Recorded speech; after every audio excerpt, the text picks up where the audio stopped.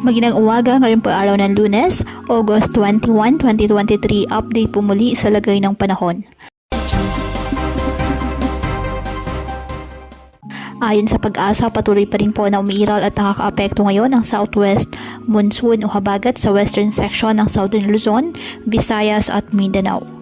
Sa kasalukuyan, wala pong binabantayan o namamatang sama ng panahon, low pressure area o bagyo sa loob po ng ating PAR na maaaring makaapekto sa ating bansa.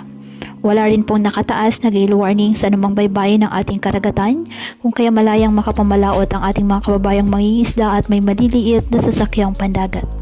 Ngayong araw, dahil po sa southwest monsoon, asahan na maulap na kalangitan na may kalat-kalat na pag-ulan at thunderstorms sa Zamboanga Peninsula at Palawan.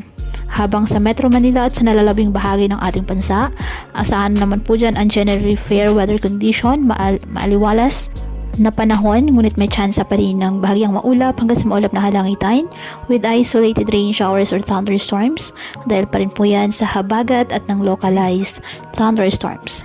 Kaya patuloy po na pinag-iingat ang ating mga kababayan sa mga posibleng pagbaha at pagguho ng lupa, lalo na kapag may malalakas na ulan, at ugaliin po na magdala palagi ng payong o kahit anumang pananggas sa ulan kapag lalabas ng ating mga tahanan.